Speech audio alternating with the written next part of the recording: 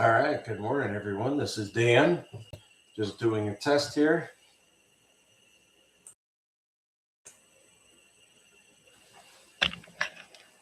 Test, test, test. All right, looks like our microphone's working fine.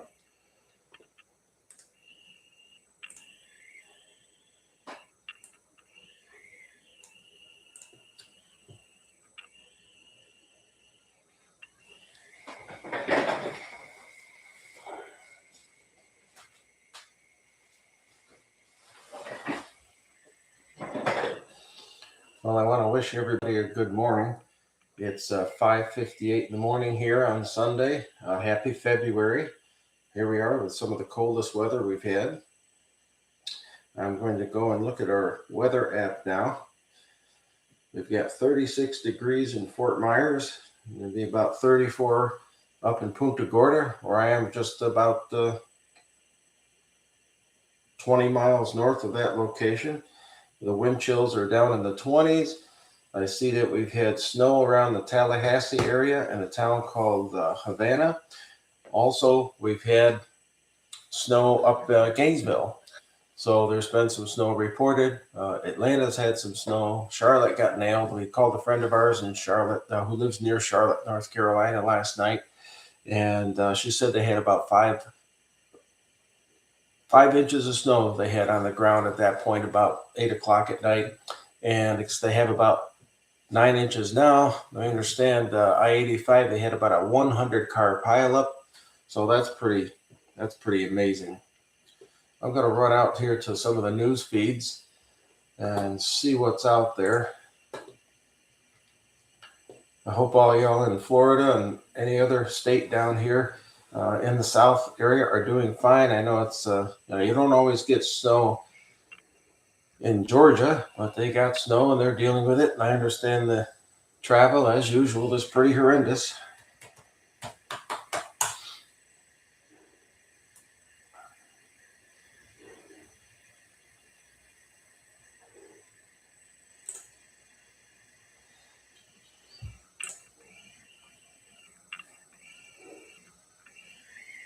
We have a bomb cyclone happening. Looks like quite a nor'easter developing off the coast, off the east coast and heading north. So that's going to impact some people. According to the news here, CNN, they said about 162,000 people without power. Can you just imagine being without power with these kinds of temperatures? Oh, that's amazing.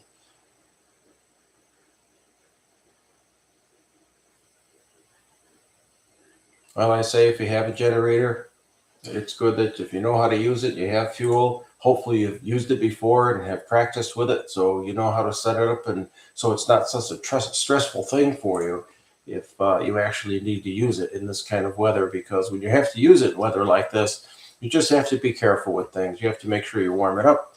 Again, you want to have enough fuel. If you have neighbors nearby, you want to set it up so it doesn't bother the neighbors too much. Now, that's hard with some of the smaller machines that run at 3,600 RPM because they're very loud and their noise travels quite a bit. One of the other issues that can happen too is a loud generator can attract some unwanted attention. You don't need people coming by. So if you have one of the larger machines that run at a slower speed, they'll be a lot quieter. But in any event, in this case, whatever you have, just if you need to use it, enjoy it. Obviously practice with it, and just be safe, and definitely keep it far enough away from the building so you don't have to worry about any excuse me, so you don't have to worry about any fuel or exhaust issues, carbon monoxide. And you want to protect yourself, and you definitely want to protect your family.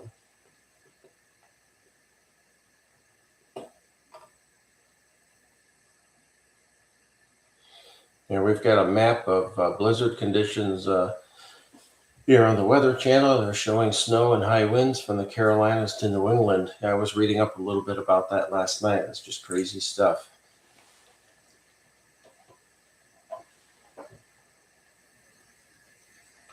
So the Carolina coast, or should I say the Carolinas, they get caught for the second weekend in a row with a storm. And I don't know when that's happened last, but that's just some pretty wild stuff. And to think about hearing blizzard conditions, it's one thing in the mountains of the Carolinas, but when you get near the coast, that's a lot of crazy stuff. And for me, I understand. I've never seen snow flurries in Florida, but I understand this is the second year that it's happened. So when you have snow in Florida like that, that's pretty amazing. That's for sure. So I've got a picture here from yesterday. Somebody's got over a foot of snow up in North Carolina. I see 6 inches over near Greenville and Morehead City. And one storm chaser was out on the Outer Banks in North Carolina near Kill Devil Hills. And they said conditions were getting pretty ratty out there. So that's pretty bad.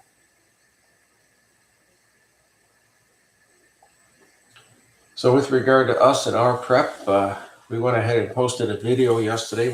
We put a video out about over 10 things you can do to prepare last minute for this stuff. We ended up having like 19 prep tips out there.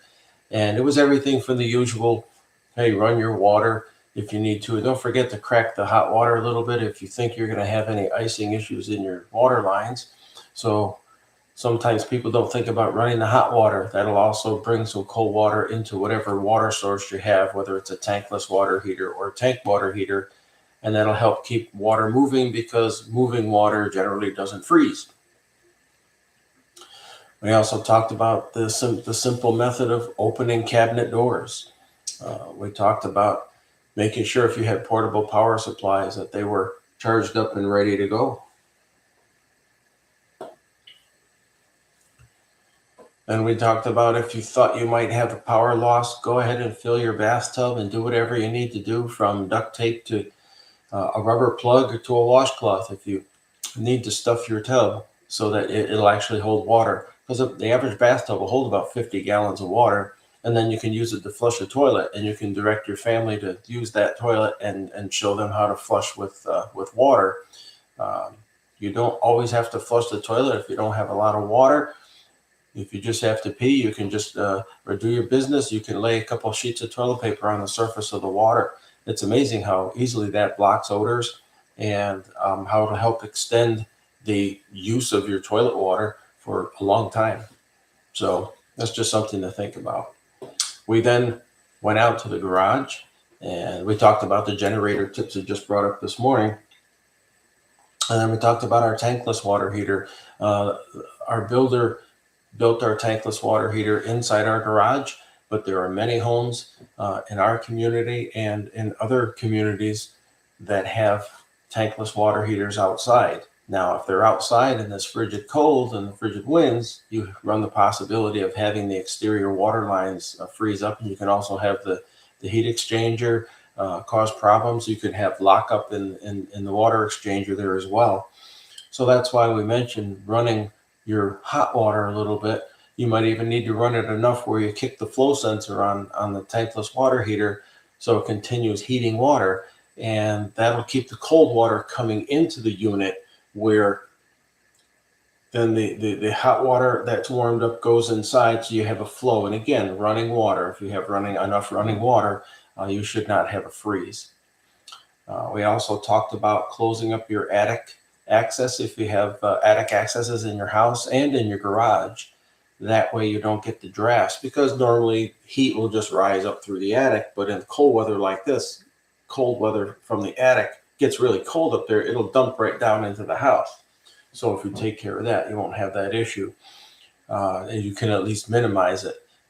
We keep half a dozen milk crates in the garage, and they have about 8 jugs of 64-ounce juice jugs. They're empty juice jugs that we keep out there. They're plastic. They're not glass. We never advocate keeping glass jugs unless you have to, just because you don't want to have the possibility of breaking something, having you or your kids step on some glass in a power outage or when you can't get around to medical services. So use plastic.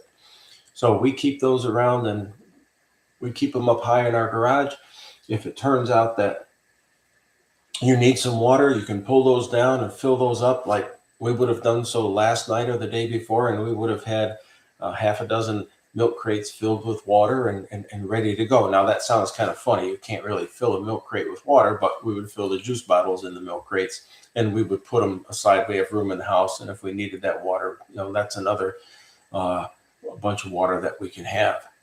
So we also keep extra water in the house. Then we talked about our garage. We said, hey, keep your garage door closed. Our hurricane door happens to be insulated as well. So I just looked outside. It's 61 degrees in our garage.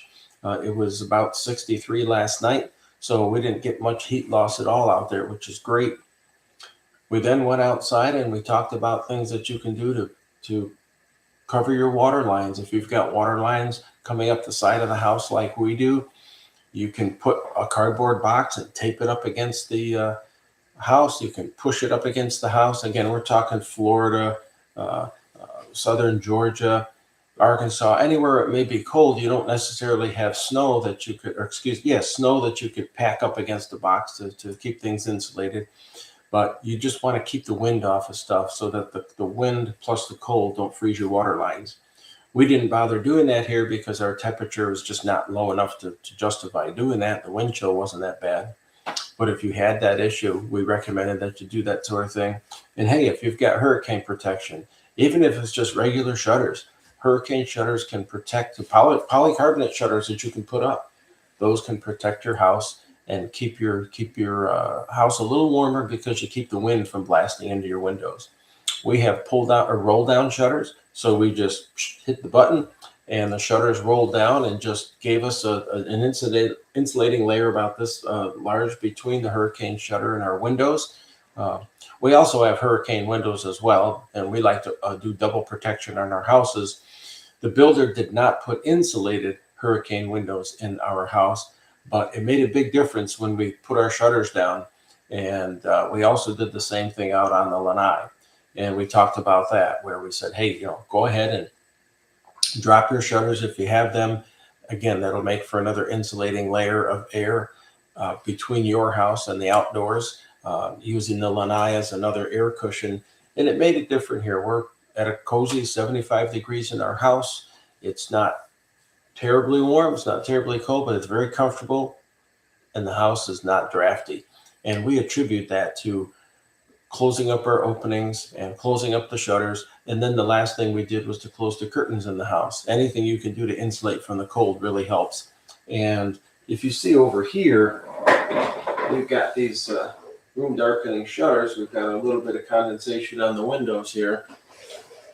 But just having this down makes a big difference in keeping the cold out of the house. So definitely go ahead and do that at your house. The next thing we did was to talk about the air conditioning. Most people use central heat, central cooling down here in Florida. You want to make sure you have a good air filter in your air handler unit in the house. It's February 1st. Today we'll be throwing some vinegar in our drain, rinsing out our AC condensate drain, flushing it out, putting a little vinegar and water in there. Since we started doing that back in 2012, we haven't had issues with our drains, which is wonderful in the different houses we've owned here over the years. The filter, definitely change the filter, because if you get the best air exchange you can in your air handler between the cool air and the warm air inside the house, whether you're in AC mode or whether you're in heat mode, it just makes it much more efficient for the condenser that runs outside, and you'll have a more comfortable experience in the house, and your machines won't suffer so much. They need a good flow of air. You don't want to have these filters that are like MERV 14 or MERV 17, some crazy number, because you're just going to starve your air handler. We use simple MERV 8 air filters, and we keep the house clean. And we don't have pets, so we don't have dander coming in. But if you guys have that sort of thing, it's good to change your filters at least monthly and keep things cleaned up so that you don't get a lot of dust and crap just going into your AC unit. As for the outside AC condenser, sometimes people have plants put around those things so that you can keep your AC from being seen from the street, which is a big thing in some communities. And we have to deal with that in our community. But you want enough space around that AC unit so that air can freely flow. So that's a good thing. We're looking at a jackknifed tractor trailer in Mississippi here, icy roads. The man lost control, and the rig just jackknifed, and he's off on the side. It looks like he's okay. There's an Amazon delivery truck, one of the tractor trailers, is off the road, not jackknifed. Crazy. So the other thing we talked about was irrigation. If you have irrigation lines at your house, some people have the ability to use compressed air, and they can blow the water out of their irrigation system to prevent it from freezing. As I mentioned, irrigation in Florida and southern states, for us, it's like 12 to 15 inches deep. The lines are in the ground, and we don't expect to have any freezing issues here, but there are some municipalities, some communities in the northern Florida, more north than we are here in Southwest Florida, that may have to deal with irrigation. We have a line that we ran in last year. We could actually hook a garden hose into our line and run it out over the hill a little bit and run the water if we needed to. That doesn't necessarily protect the individual zones, but we could keep water running through the main valve and the valve bank there, and just to help keep the water moving a little bit and keep the freeze risk from happening. So that's the last thing we talked about. So we did bring some tips out there. A lot of these, hey, they're not new. I've heard them before. You've heard them before. But, you know, as Mary and I like to say on YouTube, sometimes if you're offering advice to somebody, you might be the person that somebody listens to.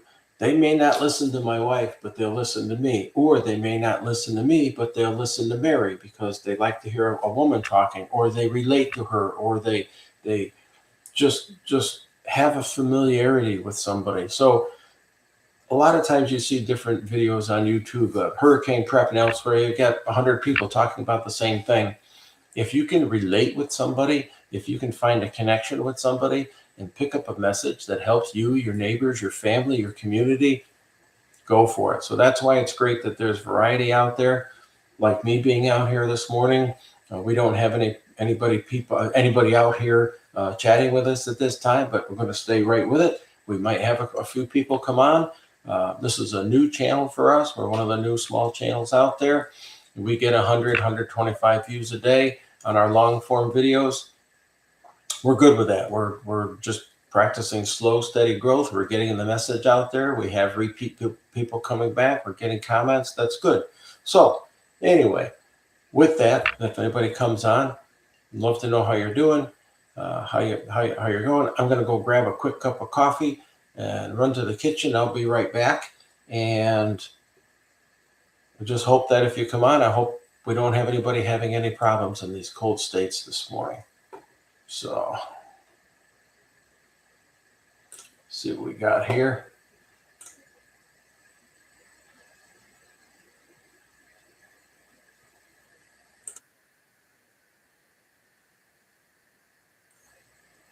All right, so I'll be right back.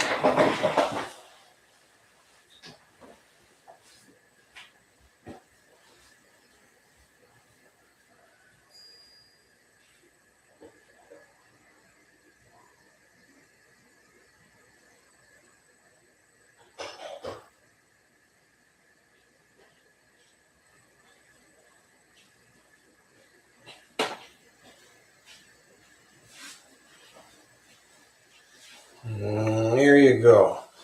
Nice little cup of coffee. I drink decaf coffee in the morning. My wife says and my brother too, says I'm already too jacked up. I don't need to have caffeine.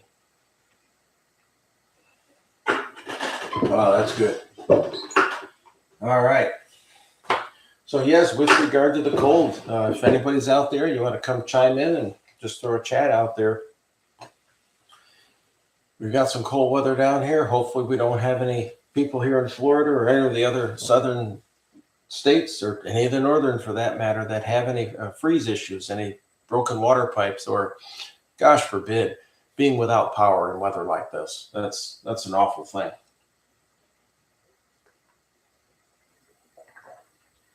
What I'm going to do is go out and check on the power outages now and just see what we've got. Let's see what we have for a power outage tracker.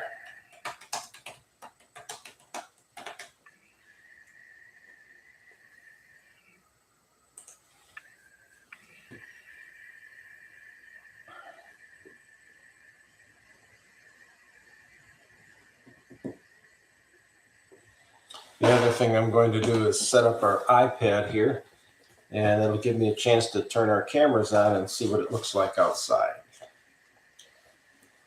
You can check the front yard and the backyard. It's not terrible out there. I'll give you a show. I don't know how well this will come up in the camera, but we'll give this a shot. This is showing our front yard. Up the top, you can see the driveway, and there's a foxtail palm on the left side of the screen. So we don't have much wind blowing at all. Down on the lower section, we've got a light on outside. That's why you can see things. In the lower section, we've got green lights running up above the lanai. That's a portion of our holiday lighting. But things are quiet in the back. We don't see much blowing. It's hard to see with that green light. But that's just something we have scheduled to come on when we spend some time having some coffee in the lanai in the morning.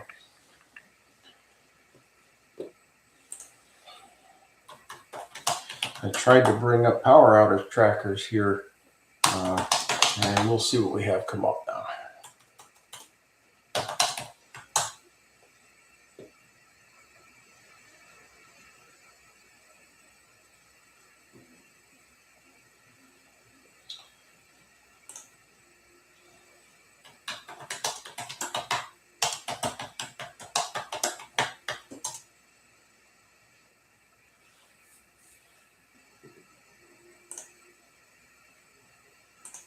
Well, I'm not able to pull anything up at this point. I'm not sure what we've got going on here.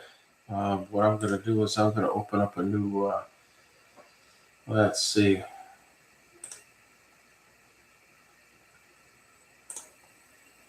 We'll try a new window over here, and I'll pull this up into the other screen and see what we have going on. Our internet is working, which is good. Okay.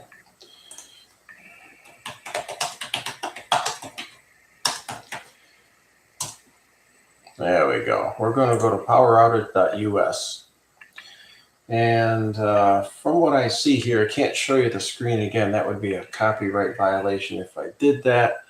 We've got, in Florida, there's 20,372 people without power, according to poweroutage.com. Mississippi, we've got yellow there. We've got 58,051 people without power. So that's 3.9% of the 1.5 million people that have power there. Down in Florida, you've got roughly 10.9 million people and 20,372 without power. So that's only 0.19%. But hey, one person without power that's too many people without power. There are 4,800 people without power in Georgia. Technically, that's 4,777. North Carolina, 6,592 people. Louisiana's got a bunch here, 15,295. And unfortunately, Tennessee, 39,998 people. But again, with Mississippi, with 58,000 people, that's a lot. That is just a lot. So it looks like in Tennessee, it's only in 3 counties where it's affected. And interestingly enough, for Florida, the power outages seem to be over near Jupiter, Florida, and it might be Hendry County. Can't quite. It's actually Highlands County. There's 1,528 people without power. Glades County, we've got 391 people without power, and that's the county just to the east of us. And up in Indian River County, there's 651 people without power. We got 1,100 people without power up in Flagler County, so that's too bad. But again, my heart goes out to other states. Oh my goodness, it's bad. When you look at Mississippi, you look at Tennessee, it's just an awful, awful thing.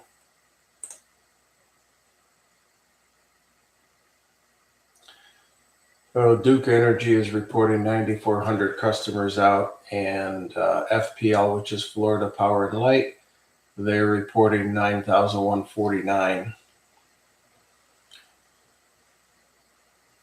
South Carolina, they've got 6,500 people out in the easternmost part of the state. North Carolina, we see 6,600 people. Can't really tell where the outage issues are. Let's click on that, take a look. We've got 1,353 in Henderson County. And we've got another 952 over in Dare County. And then there are hundreds of outages, a couple outages in Wayne, Currituck, Carteret. So that's the power outage scene. But again, talking about Tennessee, let's take a look and see what's going on there. There are 5 counties flagged here. We got a total of 39,998 people without power. We've got 856 in Hardeman County. Wayne County, there's 51 customers out. 35,214 people in Davidson County up in northern and central Tennessee. Cheatham County, 558 customers out. And again, Sumner County, 1,646. So that's a group of people right in the northern central Tennessee. So again, our hearts go out to them. That's an awful thing to have to deal with such bad weather. If anybody has any experiences with their running their generator to protect their home and their family, please let us know. I did some reading online. I had a gentleman who talked about having a 35K Kohler generator. It's one of the larger generators, and he was really happy with its performance. There's the one thing you generally find with these larger generators is they put out a very clean power profile, so they're very steady and reliable in terms of the power they put out. Usually when they're larger, they only run at 1,800 RPM, not 3,600 RPM. They have a 4-pole generator in them instead of a 2-pole. And when you have a 2-pole generator, you need to spin that pole 3,600 revolutions per minute in order to get a sine wave and get 60 hertz of power. And you get a clean sine wave and clean power that runs at that perfect AC curve you like to see. When you use these smaller machines and load them up, you tend to get a jagged power curve, and that can heat up circuit boards, etc., and some fine or sensitive electronics. I call them fine electronics, and that can be a problem.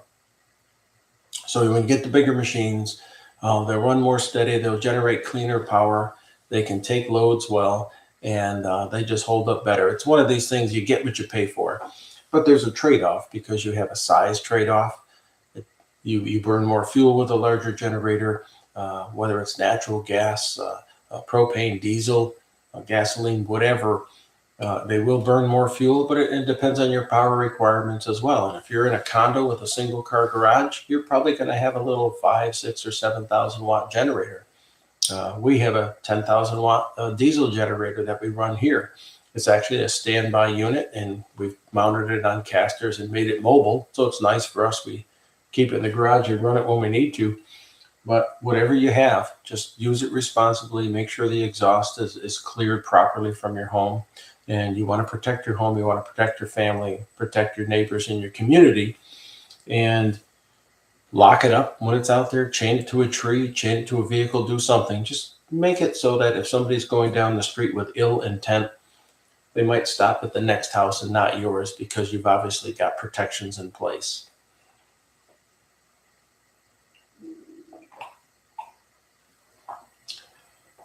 We talk about a lot of this stuff on our channel. Our channel is primarily a hurricane prep channel, but any storm prep, a lot of the stuff crosses over, whether you're in California preparing for a wildfire or dealing with flooding. Storm prep is storm prep. You just put a different label to the storm, whether it be a tornado, a hurricane, this or that. Obviously, there are differences, but the commonality is having enough food, having enough water, having education and experience with what to do, knowing beforehand where to go and how to hunker down or how to leave, when to leave, where to go and how to come back. One of the things we talk about in our channel, we don't hear a lot about. If you have to leave your home and bug out with your family for a period of time, you have to think about what you need to bring with you, who's coming with you, where you're going, how long you're going to stay there, what you're going to do while you're there. Specifically, are you going to be able to conduct your family business while you're there? The business of paying bills, checking on people, communicating with the world, working remotely if you work remotely. Then you have to think about coming back and having documentation, because many times after a storm, law enforcement may not let you into the county without some proof of residency. They don't want looky-loos running around possibly stealing things or causing issues. And they don't want people just driving around, because they get in the way of law enforcement and fire and rebuild efforts. So if you have the ID, they'll say, yeah, I live in the 5th house down the street. Here's a copy of my deed. Here's my driver's license. Here's what, my utility bill, if you have a current bill within 90 days. We keep that stuff with us. We have a kit. We have a nice kit we put together, and it makes a big difference. We use one of these Office Depot file boxes, and we have emergency folders that we put in there. We'll keep our banking information with us. We'll keep some cash with us. We'll keep some copies of our ID. We'll have our passports and licenses, obviously, with us. And if we do need to conduct business, we have lists of phone numbers. We have accounts. We can get into things. We can do things. And that's the thing that you want to do. So we talk about that a lot on our channel. And obviously, we talk about the physical aspect of prep. And in a case like this, we're coming up on 6:29, so it's nearly 6:30 here. In a case like this, when you have snow, when you have weather that you don't normally see in Louisiana, Mississippi, down here in Florida, it really is paramount that you have preparations in place, that you have places to go, things to do, paperwork you can carry, because it does get in the way when you have bad weather and it's hard to run your life. It can be very disruptive. But if you have the knowledge and you've got the equipment and materials and the education, which is the reason why we got into this, we want to educate people, one person at a time. Hey, if this live, we get a couple of people coming on, if it makes a difference, then that's great. But the idea is having the education so you know what to do, and then you're relaxed, you're calm, you don't freak out when things happen. And that's very important when you're dealing with bad weather or any scenario. Hey, your family's counting on you. So you need to be there for them. You need to be there with purpose and with understanding and some empathy and just a state of calm. Be calm. We find that when we do these YouTube videos, we try to be calm. We try to be animated and have fun with it too. But we want to bring out that steady backbone, that somebody you can count on. And that's what you need to be for your family. And heck, you need to be that for yourself.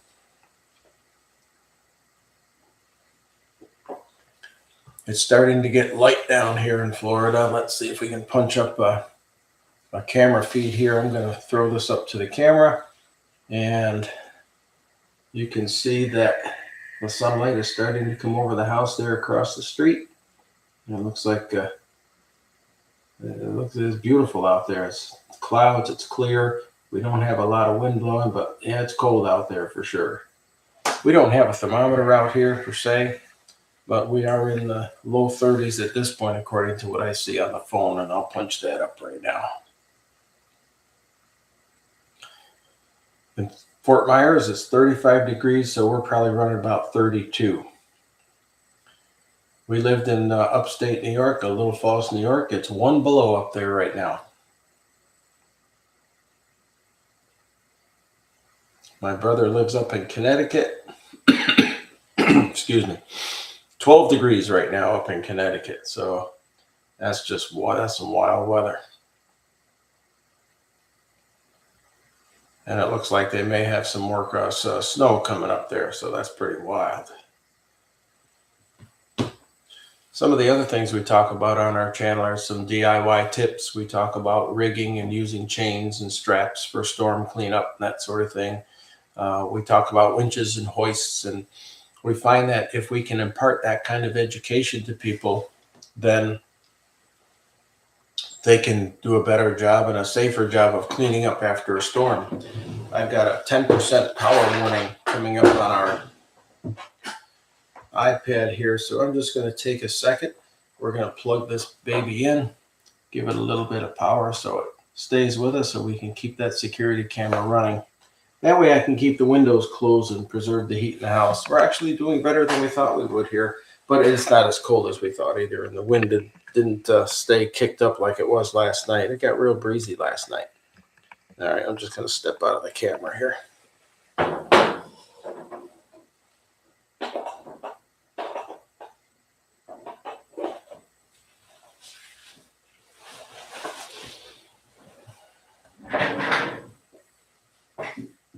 There we go. Now we're from 10% up to 11%, so that's great. I'm going to go ahead and turn off the light outside in our house, and what that'll do is allow us to just see the sunlight come right up. I'll be right back, folks.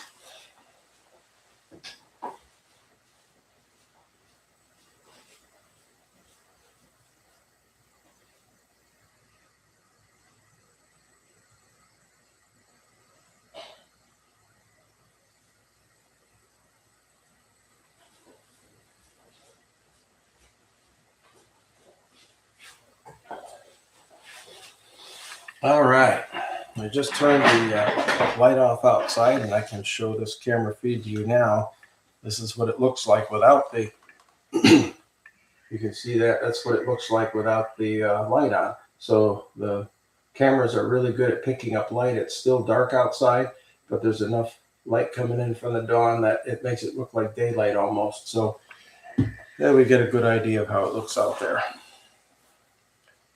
So again, I mentioned the DIY stuff we do on our channel. The reason why we do that, again, is if you can pick up some mechanical skills, if you can pick up some spatial skills, if you can be comfortable working with chains and straps, if you have a creative streak and you can design pulley systems and hoists and that sort of thing, it doesn't have to be elaborate. There are a lot of things you can do with your vehicle, with a chainsaw, with simple tools, and heck, with just a 50-foot length of rope to clean things up after a storm. So again, our idea is if you can pick up some of these skills, it's just going to be far better for you. And if you start to think more mechanically than you may have in the past, we find that people in that sense are much more able to handle storms. They're much more capable. And it's just, these are good skills to have. We all have different skills and different mindsets. And when you take your skill set, and if you can apply it in a situation when a storm comes through and you got trees laying all over the place, you don't just grab stuff and go. You've got to assess the situation, see whether the power lines near the trees have been pulled down or are in contact with these fallen trees, because you could get killed just touching a tree that might be live because power line's hitting it. You don't want to cut through a power line with a chainsaw, and you don't want to cut yourself or somebody else.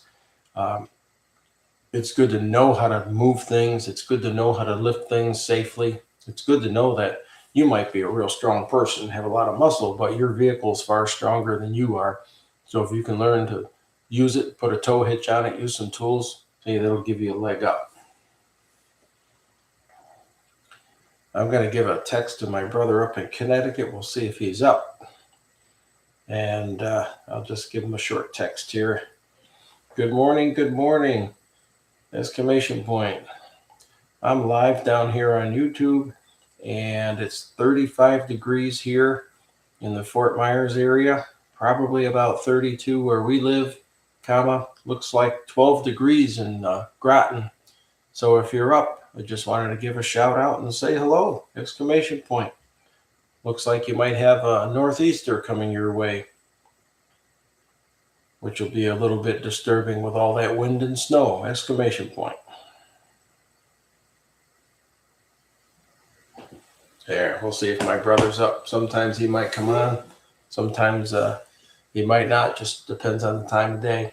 But yeah, it's been cold up there. They got about, about 16 inches of snow in Connecticut last weekend. Again, we talked to our friend in North Carolina. They had a pretty good bout of snow last weekend. Honestly, I can't remember how much they had. It might have been about 6 or 7 inches. Let's say 5. It might have been 5, but they were dealing with ice and that sort of thing. Luckily, our friend didn't lose power out there. And again, right now, according to the map, we've got 7,423 people without power in North Carolina. And in South Carolina, we've got 6,585 people without power. Right now, 20,355 people without power in Florida. Over to Mississippi, we're still at that 58,000. And it's just a swath up in the mountains there. It's just a terrible look to it. When you go on the map, again, I'm using poweroutage.us as a map. And we've got Issaquahna County. They've got one customer out there. And then you run all the way up to the northern part. You've got Marshall County with 962 out, 7,475 people out in Tippah County up in Mississippi. So that's pretty nasty up there in northern Mississippi. We give you guys a lot of prayers up there for sure.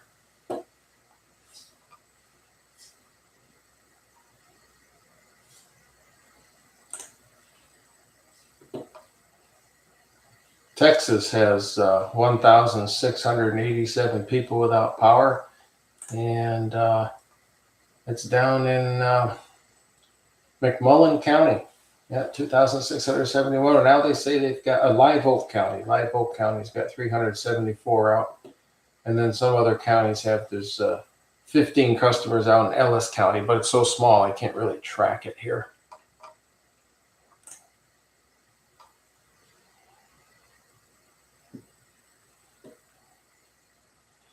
We've got a generator series coming up on our YouTube channel.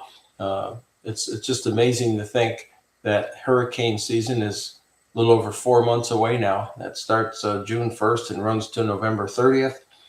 We've got videos we're lining up for that. We're going to do a nice generator series and talk about generator maintenance and how you can use a generator and some placement techniques outside. Some people may have muddy ground outside. You don't want to just set a generator on muddy ground. You want to put it on some big pavers. You want to put it on some plywood. If you have a slab of concrete, some people can pour a concrete slab. They can just roll a generator out on that, and that'll give a nice stable footing, makes it easy to fuel it, easy to care for it, make the pad big enough so that you can get around your machine, and thick enough, obviously. Throw some rebar in there if you need to. Not terribly difficult to work with concrete, just depends on what you're doing. We have a paver driveway. I'll show that again on our iPad here. So when you have a paver driveway, you can take a smaller generator and just put it out there, but our generator weighs 1,000 pounds. So we put down spreader boards, 2x8s, and we float the generator on those, and our driveway has obviously a down angle, so water pitches away from the house.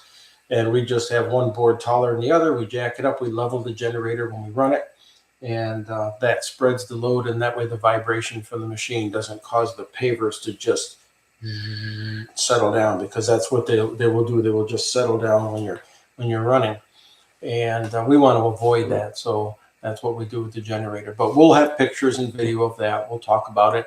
A lot of people know a lot about generators, so if you're going to go ahead and run one, hey, feel free to go out there and do your thing. And the more you know, the more you can help your neighbor. And if you can help your neighbor and show them how to run it, show them what to do, hopefully they'll pick up the knowledge, and they won't be a bother to you, and they can actually take their knowledge, pay it forward to talk to somebody else. I'm going to go ahead and grab a little bit more coffee here, and I'll be right back. Probably won't take 15 seconds.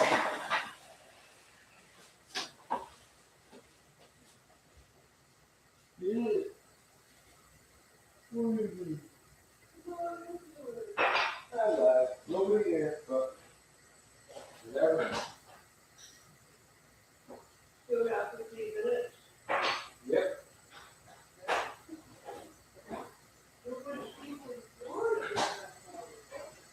Yeah, if you're able to go on YouTube and go live on our channel, you can pick up. Just be careful what screen you use.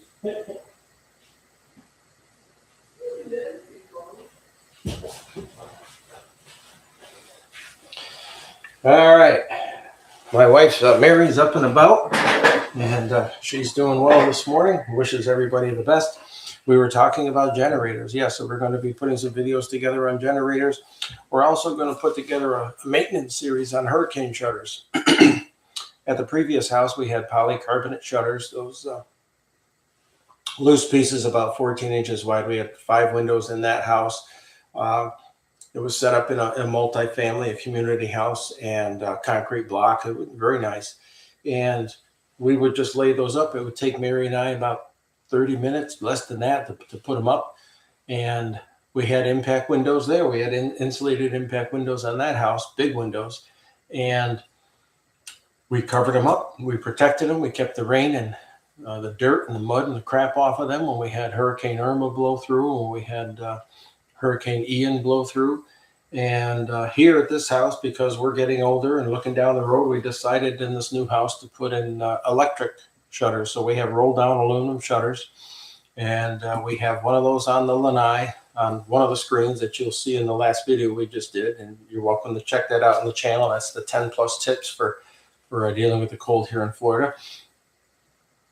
So we have a metal shutter on one side, and then we have a fabric shutter screen and impact shutter screen on the south side of the lanai on the big screen. So we just push buttons and things go in. All of this stuff has manual backup. And since we have a generator like so many of you do, if the power goes out, we can still find a way to put that hurricane protection down, put the screens down.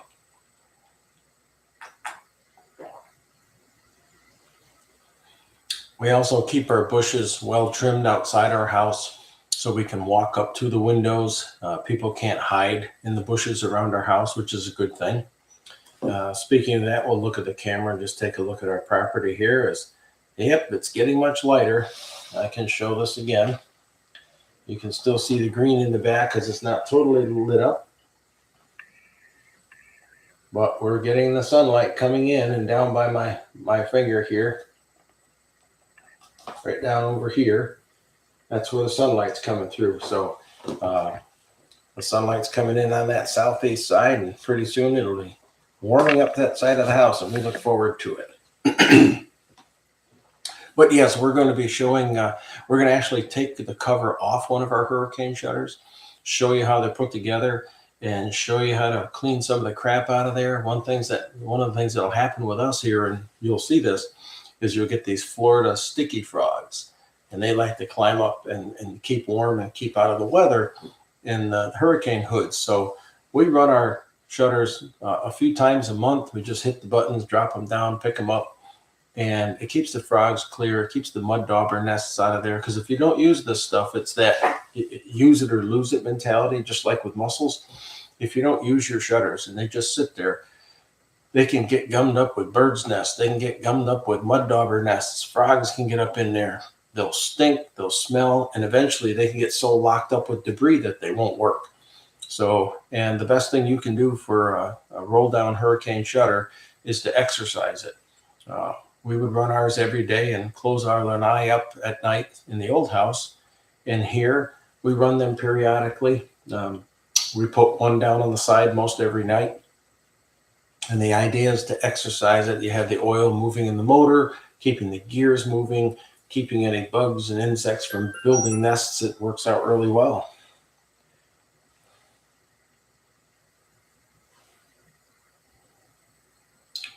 I just got a text from somebody trying to get into the live broadcast here, and they can't seem to get in, which is too bad. So, oh well, we do what we can and see if I might be able to send an invite out. I'm not quite sure.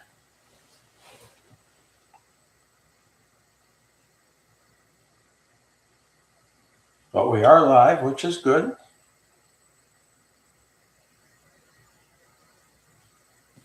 Oh well, these things happen. You know, sometimes that's a technical issue. I'll try that again and see if I can't get a share out there.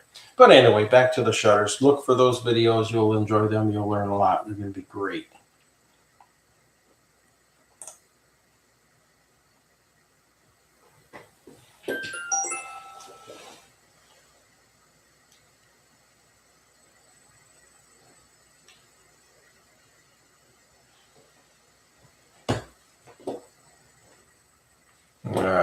we're going to run out to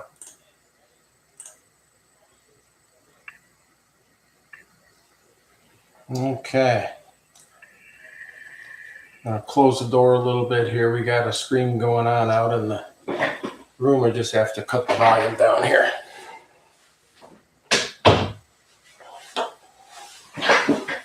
All right, so in addition to the generator series of videos we'll be putting out, we've already got some videos we already made. We just haven't uploaded them yet to the channel. We'll be talking about hurricane protection and various forms of hurricane protection. We're very familiar with polycarbonate shutters.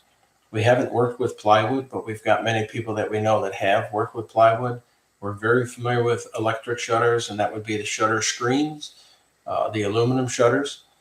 People have used Bahama shutters, which are the big heavy shutters that are hinged. Let's see how I can do this in the camera.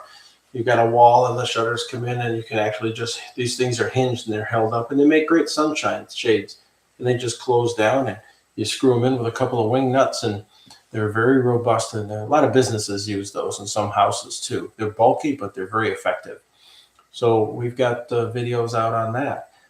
Again, as I mentioned earlier, we've got videos out on rigging and DIY projects. And again, the idea is that if you can pick up mechanical skills, learn some tips and tricks on how to safely pull things or do things, one of the most powerful things that most of us have are our vehicles. Again, we've got our muscles. Okay, we're strong, but we're not as strong as a vehicle. It's got 140 horsepower and weighs 1.5 tons. You can use that vehicle and you can pull logs, you can pull things, and you can drive places. You can clear debris if you need to. That's why we carry tow straps in the car. We carry it in the truck. We carry some shackles, and that way we're prepared in case we have to help somebody or definitely help ourselves in a bug in or bug out situation. So we try to share this information in the hopes that we can help people, introduce them to some great concepts, and get to the point where we can impart knowledge. Because if we can impart knowledge to people that are knowledgeable are not a burden to law enforcement, they're not a burden to emergency services, then those folks can be more self-sufficient, and then emergency services can help the older, the infirm people who really need help. And it's our thought, hey, if you're young and able-bodied, whether you're male or female, tall or short, big or thin, if you've got knowledge and if you can help yourself in a storm situation and help others, that's a true meaning of community right there. Is if you can help yourself, then you can help your neighbor, then you guys can help your community. We have a fair number of people out there that are pretty helpless, pretty clueless, and we try to reduce those numbers because they are a big burden to society in a storm scenario. Sometimes they can't help being that way. Other times it's just a matter of exposure and knowledge. So if we can put some knowledge out there and help people to become more independent, more able to take care of themselves and take others, then we've done a good thing. We're going to go back out to look at the power outage map. I've seen they've had a couple changes in numbers here. Mississippi numbers, it's still 58,000, but it's dropped down about 20. Florida, we're at 19,929 people without power. Let's take a look at that now. We're looking at Indian River County, 869 people still without power. Over in Glades County, which is the county just east of Charlotte County, that's in Central Florida, you're looking at 1,199 people without power. And that's out of 7,400 people there. So that's over 16% of people in that county without power. Charlotte County, no outages reported. There are 7 people without power in Lee County.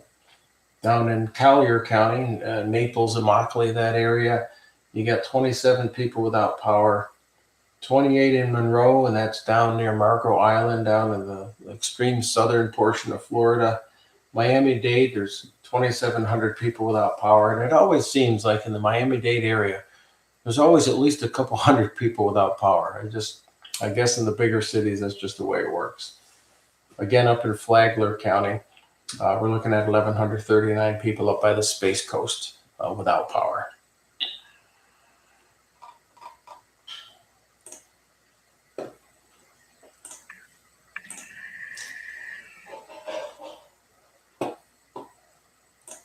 Taking a look at our weather again.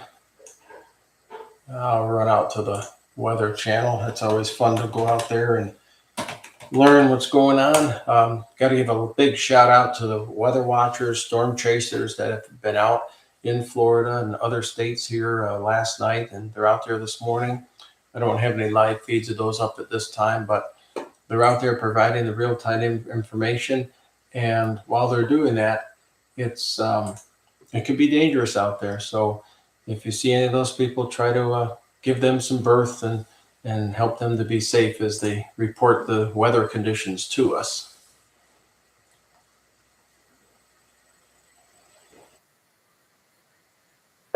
Southeast, we've gotten hit with 2 storms in a week. And then we've got a northeaster that's going to hit from the Carolinas up into New England. My brother lives on the Connecticut coast, very, very close to the coast. So he'll be affected by that sort of thing. In fact, we can go ahead up to WFSB, the television station up in Hartford, Connecticut, and see what they've got to say about the weather up there.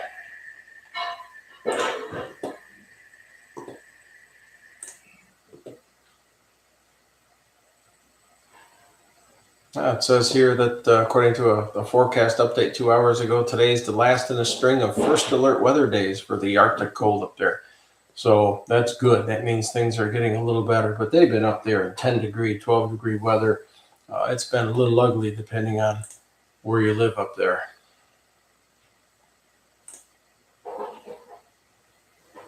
Down in Fairfield, Connecticut, there's a coastal flood advisory. And that's the only advisory that I see up there. Now, you know, the funny thing that happens, we noticed this in a town in upstate New York where we used to live. It's an awful thing when you get freezing weather. Water mains will break sometimes under the street. So I used to fix that stuff when I was younger and I worked in construction. There was nothing worse than being out at 11 o'clock at night, working on a big water line. There's water, there's mud, it's cold, it's slippery, it's wet. And I give credit to the men and women that are out there on the municipal crews putting these things back together. That's just another part of disaster recovery and taking care of things. You've got some folks that are unsung heroes taking care of that sort of thing. Because boy, I wouldn't. Now as I'm 60 now. I'm back when I was 20. It wasn't a big deal being out there, but those are unsung heroes. My heart goes out to them, and I'm very proud because when they're out there, they're working in that cold and that muck and mud. They're getting water back onto our homes so our families and communities can be safe and have healthy water to drink. And just any of these people. How about the power line guys and gals up there clearing the power lines and taking care of things? There were some awful stories we heard where we had power crews clearing power lines right after the ice storm, and then a tree would just shatter right next to them and take down a power line they were working on, almost hit a truck. So the power companies in certain areas had to pull out and just let the weather thaw up a little bit, let the trees continue falling, and then do a one cleanup one time. And they had a case where they went onto a person's property and cleared some limbs, and no sooner did they pull out than more limbs fell. They had to come back and do more clearing there. So sometimes you'll find that in these situations, you want to be able to be self-sufficient because the emergency crews may have to make decisions in order to keep their crews safe to stay out of an area for a while until they can safely get in there and begin the cleanup. It's like fighting a fire. Yeah, you can fight a fire depending on what it is and throw water on it. But you can't go in there and do any cleanup while the flames are still going. You've got to wait for the flames to stop before the inspectors get in there, and only then can you start your fire cleanup. Well, sometimes with storm cleanup, it's the same thing. You got to let the winds blow through, let the rain and the water flow through, and then you can make an assessment and do what you need to do. And it's just all about keeping the crews safe and keeping the community at large functioning as best as possible. But sometimes in order to move forward, we have to take a few steps back. So with regard to that, that's why people ask for patience and forbearance when you go through these issues here. So we're coming up on the end of the chat. I hope that a few people have gotten some good words here. If anybody wants to chime in, you're more than welcome to do so. We've been on a little over an hour. I'll be on for a few more minutes, and then we'll sign off. I just hope again that people in Florida and the southern states that are experiencing some rather unprecedented cold here are safe, are healthy, and haven't been overly affected by this weather. It hasn't overly affected us. We brought our cars in, we closed up our home, we took measures to protect ourselves, our plants outside, that sort of thing. And so we're not in a serious situation, not like some people, some families with farm animals and a whole bunch of stuff that they have to take care of, maybe some elderly family members and that sort of thing. So whatever you do to protect your family, good for you. And we just want you to be safe while you're doing it.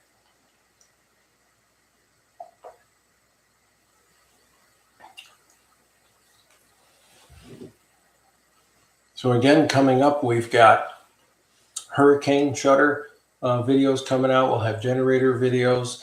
My wife, Mary, she wants us to put videos out on how we actually prepare for a storm, everything from defrosting our freezer to how we stock up our freezer for a storm, what kinds of foods we pack up, and some ideas about if the power goes out, what you can do in your home. How you can use portable power stations. We've already got some videos out on that. We're big fans of Jackery power stations, and we use those to run our fridges and our fridge and freezer when the power is out. Can run our internet, run our television, and that just helps us to connect with the world to continue to see what's going on out there in the weather.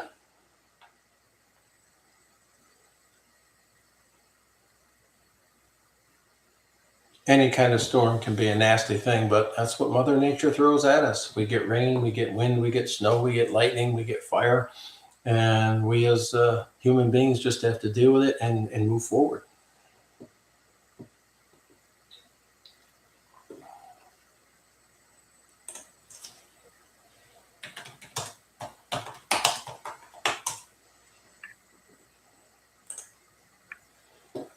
We have one of our local news stations down here. This one happens to be Wink News. They noticed that people in Tarpon Springs over on Florida's west coast got to see some flurries off of Klosterman Bay. That's pretty interesting. And not something I've seen down here in Florida. The first Christmas I had down here in Florida, I was out in the backyard under a tent at a table, having a burger, drinking a beer. I was in shorts and flip-flops and a t-shirt watching a football game. So that was my first Christmas. And it was very strange having a Christmas with shorts, t-shirt, and flip-flops. All right, we're at the end of the broadcast here. It's 7 o'clock. I've been on about an hour and 3 minutes here. We're going to go live again possibly next week. We'll put a shout out for anybody that's come by. Appreciate you coming by.